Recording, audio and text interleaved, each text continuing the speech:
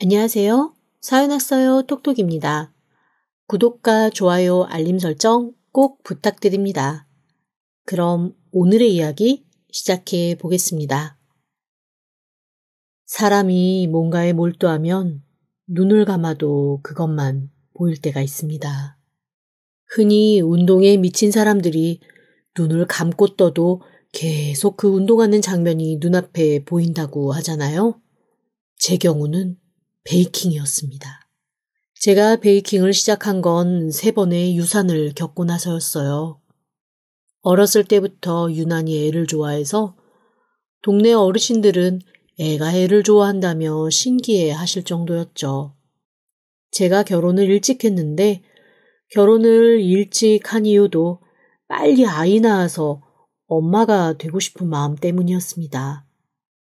당시 남편은 저랑 비슷한 나이 또래였기 때문에 최대한 천천히 아이를 갖기를 원했지만 저는 무조건 결혼하자마자 아이가 갖고 싶다고 남편을 졸랐어요.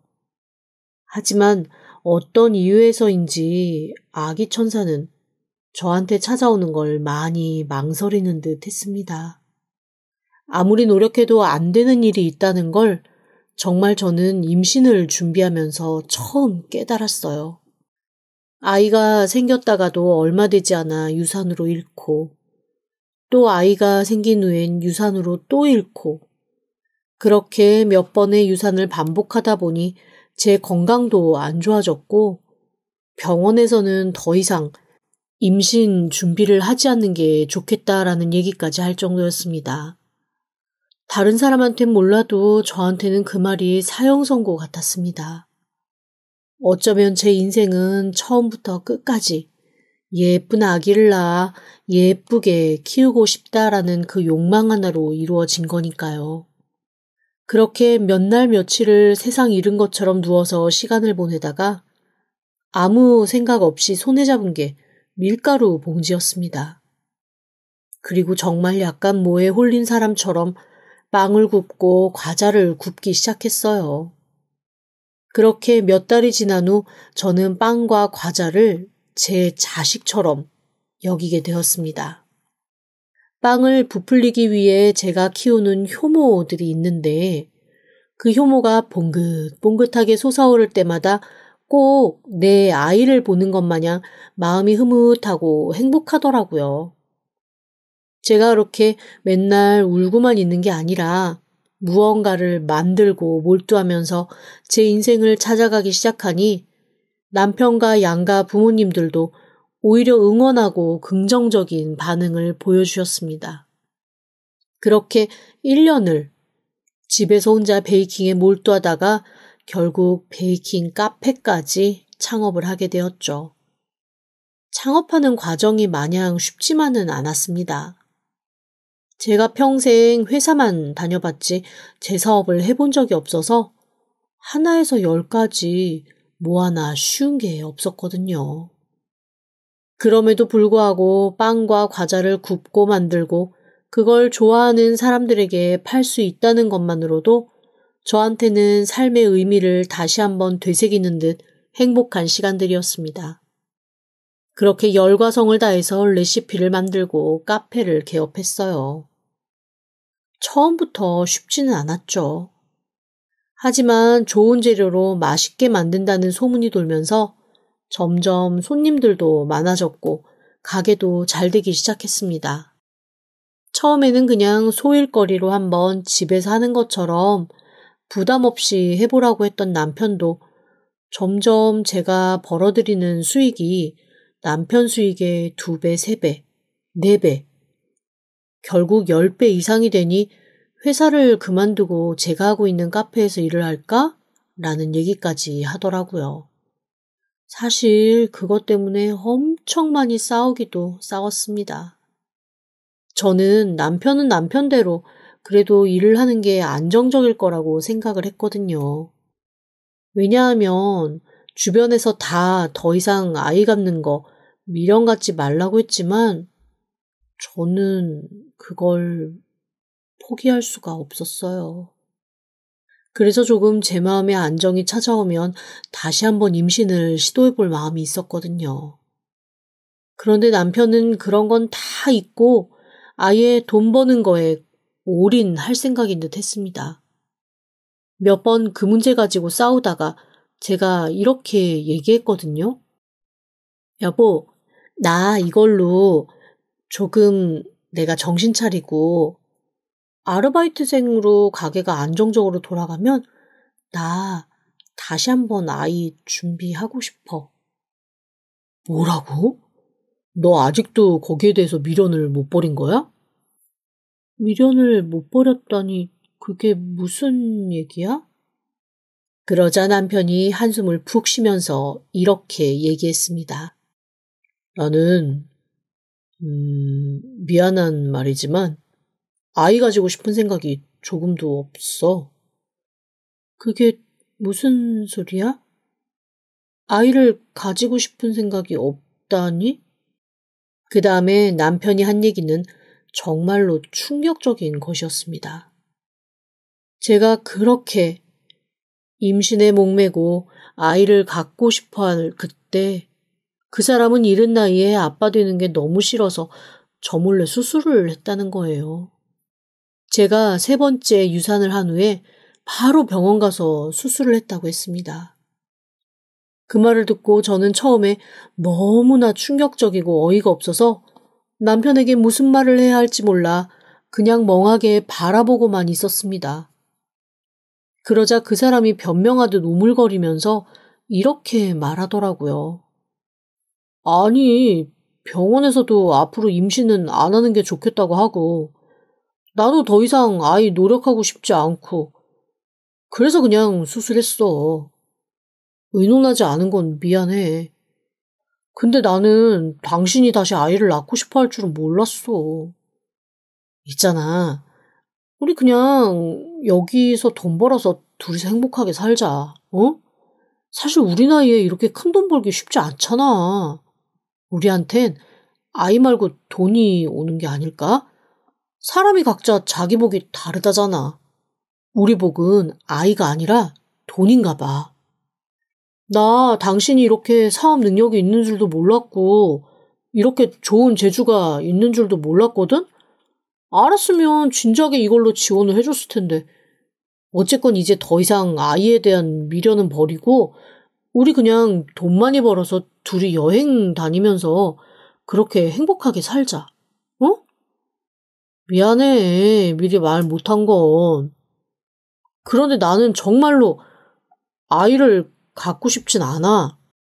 남편의 그 말을 듣고 저는 사실 세상이 무너지는 것 같았습니다.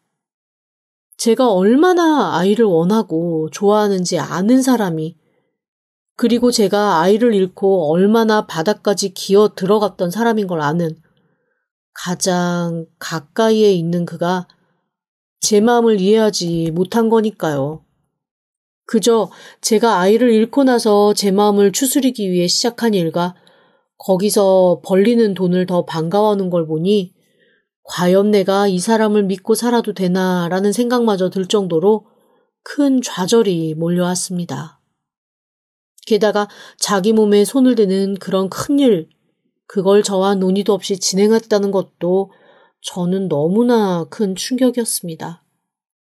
며칠 동안은 가게 일도 제대로 못할 정도로 쇼크를 받아서 어찌해야 할지 모르겠더라고요. 남편을 보는 것도 괴롭고 하다못해 효모가 톡톡 튀며 자라나는 것만 봐도 눈물이 쏟아질 지경이었어요. 남편은 자기가 그래도 잘못한 걸 알기는 하는지 손이 발이 되게 빌면서 저한테 잘못했다고 용서해달라고 자기가 아이 목까지 더 잘하겠다고 빌기 시작했습니다. 나중에 시부모님도 그 사실을 아시고 남편 등짝을 부서져라 내리치시면서 네가 어떻게 그럴 수 있냐고 아주 혼쭐을 내시긴 하셨어요. 솔직히 그 과정에서 저희 친정 부모님이 저를 좀 더 서운하게 한 건 사실입니다. 뭐 이해는 해요. 엄마는 계속 제가 아이를 갖기 위해 노력하면서 몸이 망가져가는 걸 누구보다 슬퍼하셨으니까요. 한편으로는 남편한테 결단 잘 내려서 잘했다라고 얘기를 하시면서도 그냥 나중에 그래도 의논을 좀 해보지 그랬냐고 슬그머니 한마디 하시는 것 같더라고요. 그런데 또 의논을 해봐야 제가 지금보다 더 펄펄 뛰고 난리칠 게 뻔했으니 그냥 잘 저질렀다 하는 마음이 더 크신 것 같았습니다. 다만 시부모님은 사실 자손에 대한 집착이 좀 있으신 분들이기 때문에 제가 유산을 몇 번 했을 때도 살짝 이중적인 모습을 보이셨거든요.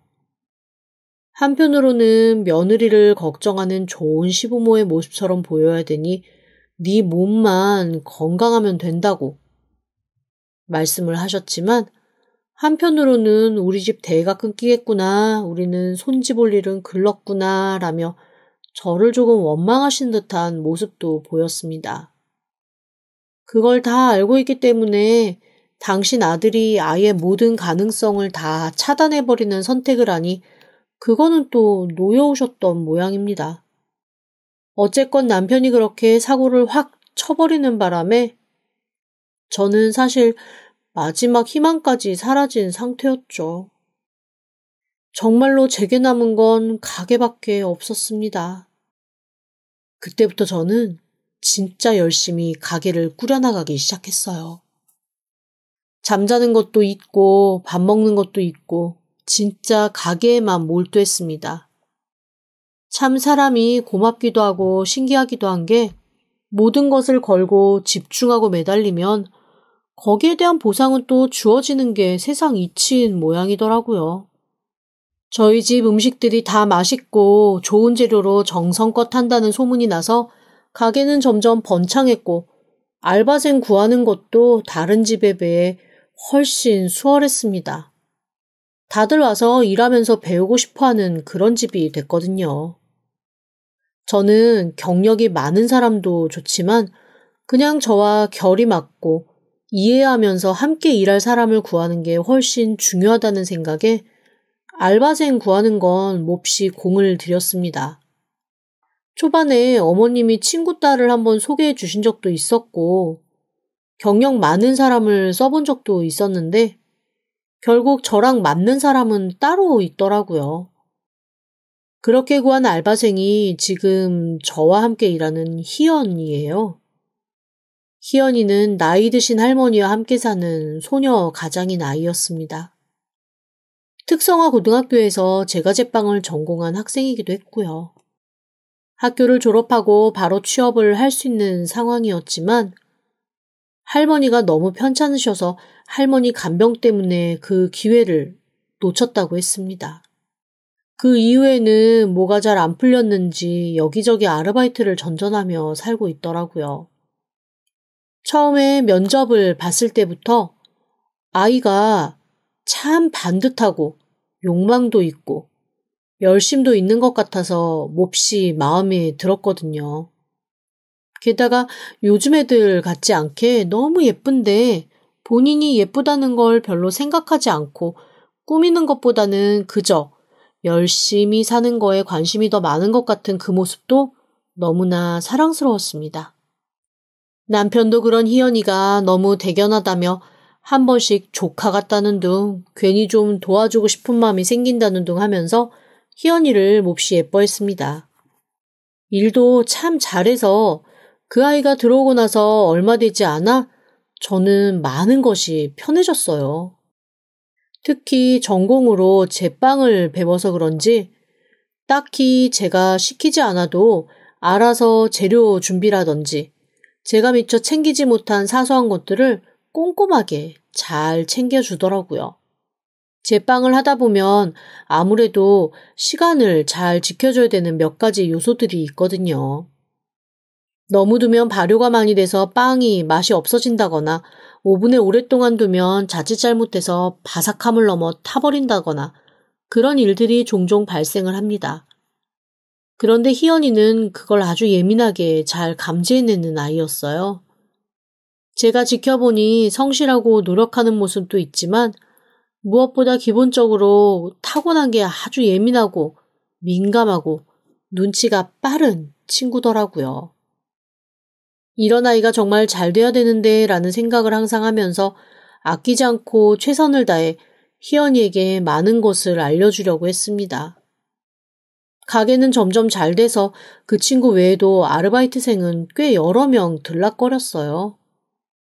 제가 처우를 그렇게 나쁘게 하는 편은 아니어서 다들 한 번이라면 오래 일하는 편이었고 어느새 저는 그 친구들한테 그냥 자식 같은 마음을 가지게 되었습니다.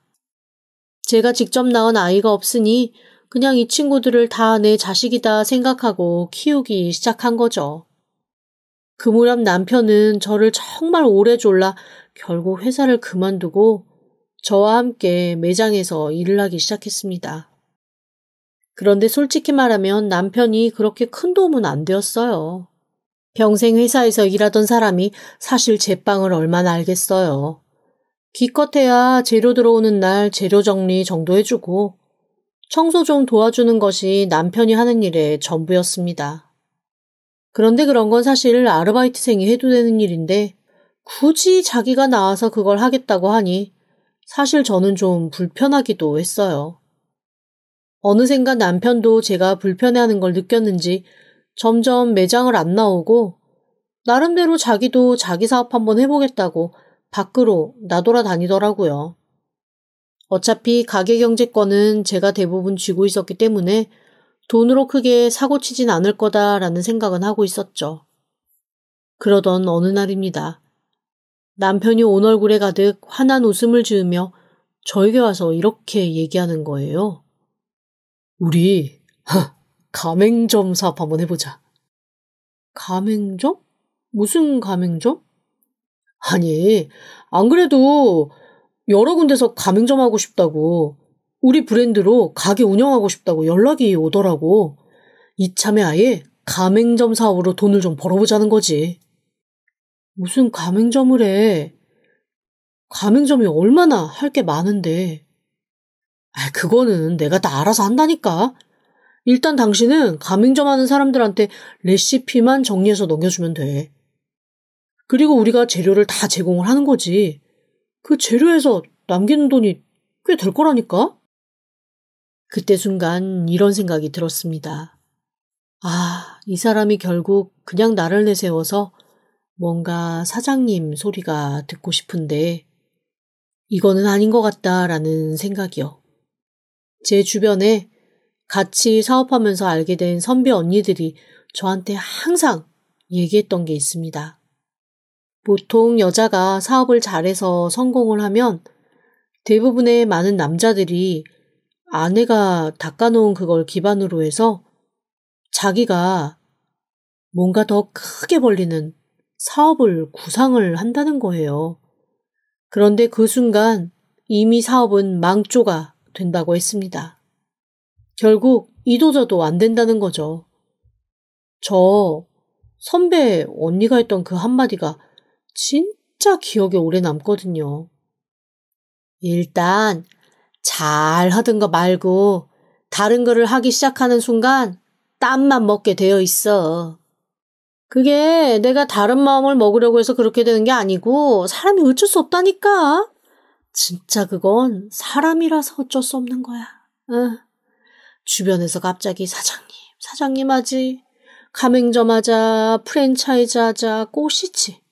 갑자기 월급쟁이일 땐 상상도 못할 돈들이 왔다 갔다 하지. 내가 오케이 사인만 하면 그 돈이 당장 내 통장에 꽂힐 것 같지. 그러면 그때부터 욕심이 드글드글 자라는 거야. 그렇게 되면 내가 사업을 고민하기도 전에 내 어깨에 뽕부터 들어가서 주변을 둘러볼 수가 없게 한다니까. 남편 바람 안 들게 조심해. 그래서 나는 부부 중에 한 사람이 사업을 하면 나머지 한 사람은 사업과는 완전히 관계없는 그런 일을 해야 된다고 생각해. 가족끼리 같이 사업하는 거 아니야. 나는 가족 사업한 사람이 제일 독한 것 같아. 아우 지긋지긋해. 저한테 이 얘기를 해주신 언니는 2번의 이혼을 겪은 언니고 2번 다 남편이 사업에 손을 같이 담갔다가 크게 갈등 일으키고 헤어진 분이었거든요. 저를 붙들고 얼마나 신신당부했는지 모릅니다. 안 그래도 제가 남편이 회사 그만두고 저랑 같이 사업하고 싶어 한다고 하소연을 했었거든요. 그 얘기를 듣자마자 펄쩍 뛰며 절대 안 된다고 끝까지 회사 다니게 하라고 하셨던 분입니다. 그런데 남편이 갑자기 프랜차이즈 하자며 저한테 레시피 내놓으라고 하는 그 모습을 보니 그 언니가 확 떠오르면서 남편한테 실망감이 몰려왔습니다. 그리고 그때부터 저희 부부의 전쟁은 시작되었어요. 남편은 저한테 왜 자기를 못 믿냐고, 그런 놈들이랑 자기가 왜 똑같을 거라고 생각하냐고 서운해서 죽겠다는 입장이고, 저는 모두가 그렇다고 하면 그건 분명히 이유가 있는 거다라는 입장이었습니다. 그렇게 저희가 싸우면서 전쟁을 이어가는 동안 정말 희연이 아니었으면 가게도 망했을 거예요. 제가 남편이랑 그렇게 싸우면서 가게의 정신이나 제대로 쓸 수 있었겠어요? 하지만 제가 어느 정도 밑준비만 하면 희연이가 알아서 과자도 잘 굽고 빵도 잘 만들고 손님 응대도 잘하고 다른 아르바이트생도 교육 잘 시켜서 가게는 문제없이 돌아가기 시작했습니다. 정말 이 친구 아니면 큰일 나겠다 싶은 나날이었죠. 그리고 다행히 남편도 저랑 몇 달을 냉전을 거치며 전쟁을 치르고 나더니 프랜차이즈는 포기한 모양이더라고요. 그리고는 또 잠잠해지기 시작했습니다. 차라리 잠잠히 제가 벌어다주는 돈으로 놀러 다니는 게 속편하다 싶은 생각에 남편이 뭘 하는지 묻지도 않고 궁금해하지도 않는 어느 날이었습니다.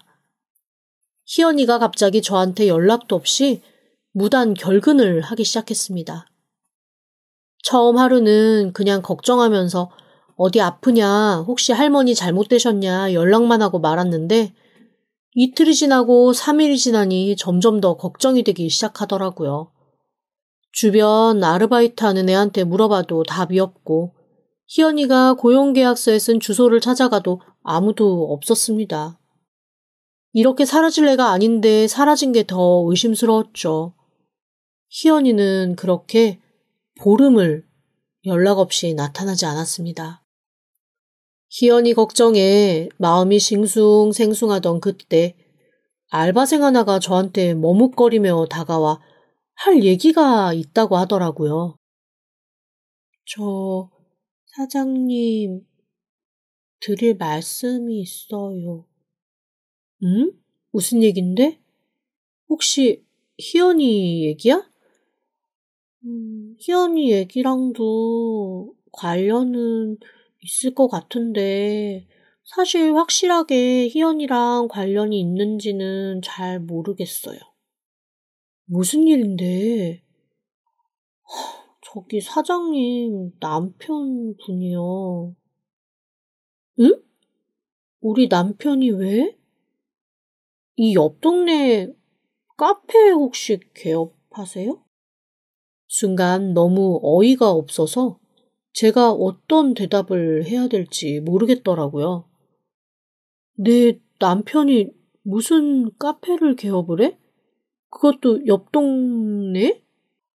아니, 저 주말에 친구들 만나느라고 옆 동네 갔는데 사장님이 가게 인테리어를 하고 계시는 거예요. 근데 그 옆에 희연이가 서 있더라고요. 희연이 표정이 별로 좋지는 않았는데 어쨌건 사장님이 막 뭐라고 하니까 희연이가 또 막 뭐라고 하고 제가 멀리서 봐서 확실하게 못 봤는데 둘이 좀 싸우는 것 같기도 하고 근데 분명히 그 가게는 사장님이 여시는 것 같았거든요? 그 얘기를 듣고 순간 등골이 오싹했습니다. 뭔지는 모르지만 어쨌거나 좋은 일은 아닌 것 같았거든요. 그래서 그 알바생에게 그 가게 위치를 물어본 다음 바로 달려갔습니다. 그리고 그 자리에서 저는 다리에 힘이 풀려 털썩 주저앉고 말았어요. 정말로 제 남편이 카페 안에서 손님들하고 얘기 중이더라고요.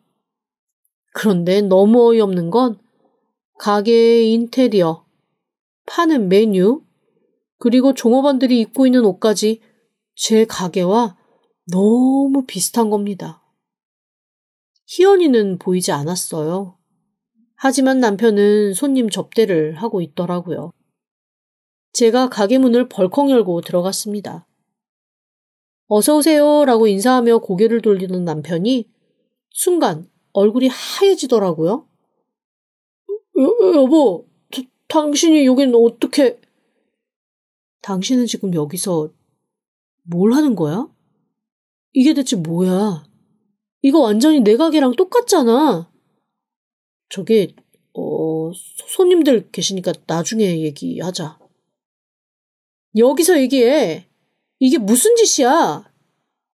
당신, 나한테 말도 없이 내 가게 카페에서 지금 여기다가 당신 가게 차린 거야? 아니, 당신 가게가 맞아? 아니, 그게 아니고, 내가 프랜차이즈 얘기했었잖아. 근데 당신이 계속 프랜차이즈에 대해서 부정적이니까 내가 이걸로 성공 사례를 딱 만들어서 보여준 다음에 이거 봐라, 이렇게 잘 된다. 그러니까 우리 프랜차이즈 한번 해보자라고 당신한테 얘기를 하려고 했었어. 근데 여기는 어떻게 알고 온 거야? 너무 어이가 없었습니다. 사실 바로 옆 동네라고는 하지만 제가 평생 가야 가지 않는 동네기는 해요. 일하기도 바쁘고 지역구도 달라서 제가 그 동네를 갈 일이 없거든요. 손님이 그렇게 겹치는 것도 아닙니다. 만약에 남편이 아닌 다른 사람이 비슷하게 이 가게를 냈다면 저는 솔직히 신경도 안 썼을 것 같아요. 왜냐하면 거기 손님이랑 우리 손님이랑 겹치지도 않을 뿐더러 제 거를 따라했다고 해서 제 맛이나 레시피를 구현할 수 있을 거라고는 생각하지 않거든요. 그런데 쇼케이스 안에 들어있는 각종 케이크와 과자, 그리고 음료 메뉴는 제가 매장에서 팔고 있는 것과 너무나 똑같은 것이었습니다. 성큼성큼 걸어 들어가 당황한 아르바이트생을 밀치고 쇼케이스 안에 있는 케이크를 꺼내 맛을 봤습니다. 그런데 제가 만든 것과 너무 비슷한 거예요. 특히 자몽 케이크 같은 경우는 저만의 특별 레시피가 있어서 그게 들어가야만 이 맛이 나는 게 있는데 딱 그 맛이 나더라고요. 이거는 분명 내 부인이 도와준 게 분명했습니다. 왜냐하면 남편은 레시피에는 전혀 관심이 없는 사람이니까요.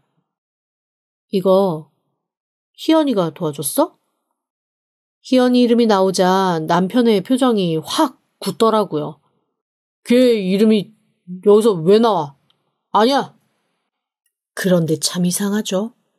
남편이 그렇게 딱 잡아떼는 걸 보니 저는 더 희연이가 도와준 거라는 확신이 올라오기 시작했습니다. 희연이 어딨어? 이거 분명히 희연이가 도와준 거지? 여기 들어있는 이런 재료 맛이나 이런 거 희연이 아니면 도와줄 사람이 없을 텐데. 아니라니까 왜 그래? 딱 잡아떼는 남편을 밀쳐내고 그 자리에서 저는 쇼케이스 안에 있는 모든 케이크를 꺼내 남편에게 죄다 뒤집어 엎어버렸습니다. 꼭 미친 사람처럼 네가 내 뒤통수를 이렇게 치냐며 난리를 부렸죠. 그랬더니 세상에 남편이 어떤 반응이었는지 아세요? 기물파손죄, 무단 침입죄로 저를 고소하겠다고 펄펄 뛰더라고요.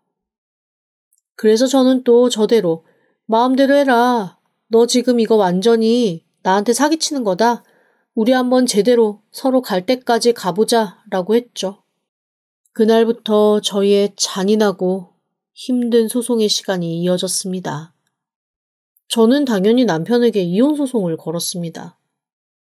남편은 어이없게도 이혼할 거면 자기한테 카페 지분의 절반을 달라고 하더라고요. 그 카페를 여는 데 있어서 자기의 역할이 컸다나요? 그 모든 것을 소명하고 증명하는데 정말 영혼이 탈탈 털리는 기분이었습니다. 내가 왜 여기서 이런 걸 하고 있어야 되나? 왜 이 사람에게 내가 애써 만든 모든 거를 뺏겨야 하는가? 라는 서러움이 밀려들어왔죠. 그리고 끝끝내 제 눈에 나타나지 않은 희연이가 너무나 원망스럽고 미웠습니다. 그런데 소송을 진행하면 할수록 저는 뭔가 이상한 걸 느꼈습니다. 저는 100% 남편을 도와준 사람이 희연이라고 생각했거든요. 그런데 아무리 뒷조사를 하고 이것저것 알아봐도 희연이가 남편을 도왔다는 흔적은 조금도 나오질 않는 거예요. 처음에는 괘씸했습니다. 아주 꽁꽁 숨을 만큼 애써서 숨었구나라는 생각에 어린 게 참 잔망스럽다라는 원망도 정말 많이 했습니다. 어쨌거나 저는 남편한테 조금도 뺏기고 싶지 않았고 희연이도 용서하기가 어려웠습니다. 그렇게 계속 남편의 뒤를 캐던 어느 날이었습니다. 제가 남편한테 사람을 하나 붙여뒀었거든요. 분명 내부에 있는 누군가가 남편을 도와준 건 확실한데 가게에 그 사람이 도통 나타나지 않으니 누군지 알기 위해서는 24시간 사람을 붙여야 했습니다. 그리고 그 사람이 전해준 사진을 보고 저는 사실 너무 깜짝 놀랐습니다. 세상에, 저희 시어머니가 예전에 초반에 저희 집에서 아르바이트 했던 사람이랑 같이 가게에서 뭔가 얘기를 하고 있는 장면이 사진이 찍힌 거예요. 제가 전혀 생각조차 하지 않았던 사람이어서 사실 그 사진을 받고 이게 대체 무슨 일인가 멍해서 바라보기만 했습니다. 이후에 제가 알아낸 사실은 너무 기가 막힌 것이었습니다. 알고 보니 시댁에서도 이 모든 사실을 알고 있더라고요. 겉으로는 저한테 미안하다, 내 아들놈이 죽일 놈이다 라고 하셨지만 그거 다 페이크였더라고요. 남편이 가게 차릴 돈을 대준 것도 시어머니였고 아예 처음부터 그 가게를 차려줄 마음으로 저희 집에 아르바이트생을 하나 스파이처럼 넣었던 거였습니다. 저 그 사람 기억나거든요. 어머님이 친구 딸이라고 소개를 해주셔서 고용은 했는데 일도 너무 못하고 쓸데없이 물어보는 것만 많아서 한 3달 정도 일한 후에 제가 그만두게 했던 사람입니다. 그때는 군말 없이 그만두길래 그냥 그런가 보다 했는데 알고 보니 그 3달 동안 저희 집 레시피 훔칠 만큼 훔치고 그걸 가지고 혼자 연습을 했던 모양이더라고요. 그렇게 하나하나 차곡차곡 증거를 모아갈 때쯤이었습니다. 어느 날 몹시 지친 마음으로 퇴근 준비를 하고 가게에 셔터를 내리려고 하는데 삐걱 문이 열리면서 누군가가 들어오더라고요. 처음엔 손님인 줄 알고 오늘 장사가 끝났다는 얘기와 함께 돌아섰는데 그곳에 피골이 상접할 정도로 빼짝 마른 희연이가 서 있었습니다. 제가 너무 놀라서 멍하게 서 있자 희연이가 그 자리에서 눈물을 뚝뚝 흘리며 저한테 이런 얘기를 털어놓더라고요. 희연이는 저한테 잘못했다고 빌기 시작했습니다. 그래서 제가 무슨 얘기냐, 네가 대체 뭘 잘못했다는 거냐라고 물었죠. 희연이가 해준 말은 참 기막힌 것이었습니다. 가게에서 일을 하고 마감을 하고 있던 어느 날 제가 자리를 비운 날이었나 봐요. 남편이 가게로 찾아와서 희연이에게 저녁 사줄 테니까 저녁 먹고 가라고 했다는 거예요. 희연이는 평소 워낙 자기를 귀여워해 주기도 하고 제 남편이니까 의심 없이 따라간 거죠. 그리고 그날 제 남편은 희연이에게 자기가 가게를 하나 낼 건데 거기 와서 일해볼 생각이 없냐는 얘기를 한 겁니다. 그래서 희연이가 그거는 저를 배신하는 일이기 때문에 안 된다. 그리고 가게 하시는 거 사모님은 아시냐라고 물었더니 남편이 저를 깜짝 놀라게 해줄 서프라이즈라고 했다는 거예요. 뭔가 이상했지만 일단 거절을 하고 돌아오는데 그 다음에 남편이 희연이를 협박한 겁니다. 본인은 그런 적이 없는데 자기가 마지막 마감한 날마다 돈이 비고 그걸로 이미 경찰에 의뢰를 했다며 이거 책임지지 않으면 경찰서에 제대로 알려서 가만두지 않겠다고 했다나요? 어린데다가 누구한테 물어볼 사람도 없고 그리고 평소에 정말 아빠처럼 믿었던 사람이 갑자기 그렇게 나오니까 희연이가 몹시 당황했던 모양이에요. 근데 마침 그때 제가 뭔가 어렵고 힘든 일이 있어서 몹시 날카롭고 까칠할 때였거든요. 저한테 말도 못하고 앓고 있는데 남편이 그랬답니다. 네가 했건 안 했건 간에 지금 이 자료는 너를 도둑으로 만들 수밖에 없는 자료들이다. 그런데 자기를 좀 도와주면 이 자료도 없애주고 집도 이사갈 수 있게 돈을 보태주겠다라고 했다는군요. 그즈음 희연이네 할머니가 정말 많이 편찮으셔서 저도 가불 개념으로 병원비를 좀 보태주고 도와주고 있던 차였거든요. 그런 아이한테 1천만 원이 훌쩍 넘는 돈이 사라졌다고 횡령죄로 경찰에 고발하겠다며 이 빌어먹을 인간이 협박을 한 겁니다. 그리고 아이한테 돈을 빌미로 레시피를 빼내오게 한 거죠. 그렇게 가게를 울며 겨자 먹기로 따라갔더니 거기에 예전에 알바를 했던 그 사람이 있더라네요. 희연이한테 도저히 해도 맛이 안 난다며 비법을 알려달라고 했고 희연이는 어쩔 수 없이 자기가 알고 있던 비밀 몇 개만 알려줬다고 했습니다. 하지만 거기서 일하는 건 끝까지 거절했다며 그래도 레시피 알려줘서 미안하다고 저를 붙들고 펑펑 울더라고요. 솔직히 처음에 얘기를 들으면서는 희연이도 조금 원망스러웠지만 사실 희연이 잘못이 아니지 않습니까? 그 연놈들 잘못인 거죠. 그래서 제가 희연이한테 괜찮다고 신경 쓰지 말라고 얘기를 했지만 희연이는 진정하지 못하더라고요. 저한텐 너무 미안해서 도저히 앞에 나타날 수가 없었다고 했습니다. 그런데 얼마 전에 할머니가 돌아가시면서 희연이한테 은혜 입은 사람 눈에 피눈물 나게 하면 안 된다고 네가 뭘 잘못했던지 간에 가서 싹싹 빌고 벌 받을 건 받고 용서받을 건 받으라고 하셨다는 거예요. 제가 그 얘기를 듣고 너무 놀라서 아니 할머니가 돌아가셨는데 왜 연락도 안 했냐고 하니까 희연이가 글쎄 이러더라고요. 사장님은 지금 제가 할머니 돌아가신 거 연락 안 한 거 그게 걱정이세요? 사장님은 대체 사람이 왜 그래요?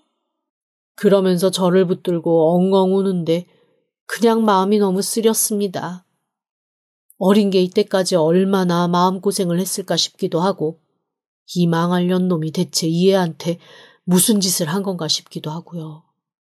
사실 이것저것 준비하고 소송하는 거에 좀 지쳐서 이쯤 하고 그만둘까라는 생각이 조금씩 들던 차였는데 희연이가 그렇게 피골이 상접한 모습으로 제 앞에서 펑펑 우는 걸 보니 이야 이거는 절대 내가 용서할 수 없겠다라는 마음이 확 들어오더라고요. 그래서 희연이에게 조금 더 자초지종을 물었죠. 아이고 그 두 사람 아니나 다를까 내연관계였습니다. 그리고 저를 더 충격에 빠뜨린 건 제가 셋째 아이를 유산했을 그 즈음에 그 내연녀는 임신을 했더라고요. 그래서 이 사람이 더 이상 아이에 대한 미련이 없어 수술까지 한 거였습니다. 배신감에 몸이 덜덜 떨려왔어요. 저는 아이를 잃고 방바닥을 긁어가며 속창 다 쏟아내며 울부짖던 그때 이 인간은 딴 여자 사이에서 아이 낳고 희희낙낙 나 이제 아빠 됐네 했다는 거잖아요. 정말 너무나 기막히고 어이가 없고 원망스러웠습니다. 도저히 용서할 수 없더라고요. 저는 고민 끝에 이혼을 하지 않기로 했습니다. 제가 한참 이혼 준비를 할 때 왜 그 사람이 그래 어서 한번 제대로 이혼해봐. 누가 손해인지 한번 보자. 이런 식으로 나왔는지 그제서야 알게 되었습니다. 제가 이혼을 하면 어쨌거나 재산 분할하고 자기는 그 내연녀와 새로 한 카페 운영하면서 아이와 함께 행복하게 살 생각이었겠죠. 그런데 저는 그 꼴은 못 봐주겠더라고요. 특히 남편이 사통에서 낳은 그 아이가 남편의 아이로 행복하게 사는 꼴은 더더욱 못 보겠다는 생각이 들었습니다. 그래서 남편에게 이혼 안 할 거라고 그랬죠. 남편이 너무 당황을 하더라고요. 그게 무슨 소리야? 이혼을 왜 안 해? 안 할 거야? 할 필요가 없어서. 나 이혼하면 너 바람핀 그 사람이랑 낳은 아이, 네 아들로서 행복하게 너랑 같이 사는 꼴 되잖아. 나 그 꼴은 못 보겠어서. 뭐라고? 너 그걸 어떻게? 세상에 비밀이 어디 있니? 그 아이는 아마 계속 네 아들이 아닌 상태로 살게 될 거고 나는 너와 그 여자가 가정을 이루고 사는 꼴은 못 보겠으니까 그냥 너희들이 알아서 잘 살아봐. 어쨌건 나는 이혼해주지 않을 거니까. 그 얘기를 듣고 남편은 너무 당황하면서 말을 어버버 어떻게 말해야 될지 모르겠다는 얼굴로 저를 멍하게 보고만 있더라고요. 저는 그 여자에게 상간녀 소송을 진행하기로 했습니다. 뭐 예전처럼 간통죄가 있거나 한 건 아니어서 딱히 어떻게 벌을 줄 순 없지만 적어도 그 여자한테 상간녀라는 프레임은 씌워주고 싶었거든요. 소송을 진행하니 불에 댄 듯 펄펄 뛰더라고요. 자기는 몰랐다나요? 그래서 제가 너무 어이가 없어서 너 우리 집에서 아르바이트 할 때부터 이 사람이 내 남편인 거 알지 않았냐고 상간녀뿐만 아니라 영업비밀 빼나가서 사업체 차린 사기까지도 제가 죄를 묻겠다고 딱 선언을 해버렸습니다. 그리고 시부모님한테도 얘기했죠. 앞으로 저한테 며느리돌이 일절 기대하지 마시라고요. 이런 식으로 남편한테 상간녀 직접 소개해 주시고 당신 아들 사업하게 며느리 사업비밀 빼내서 돈 된 거 저 안 잊어버릴 거라고 말이죠. 시부모님 두 분 다 아주 꿀먹은 벙어리가 되시더라고요. 그리고 희연이한테는 이렇게 얘기했습니다. 그냥 앞으로 제 딸로 살라고요. 비록 아빠가 변변찮지만 평생 안 보고 사는 아빠다라고 생각하고 저랑 같이 이 가게 운영하면서 같이 살자고 했습니다. 남편이 제 재산 가져갈까봐 별로 걱정도 안 해요. 저 버는 족족 그냥 희연이 줄 겁니다. 제가 번 돈 남 주겠다는데 누가 뭐라고 하겠어요? 어쨌건 저랑 희연이는 모녀처럼 오늘도 함께 빵을 굽고 과자를 구우며 행복하게 살고 있습니다.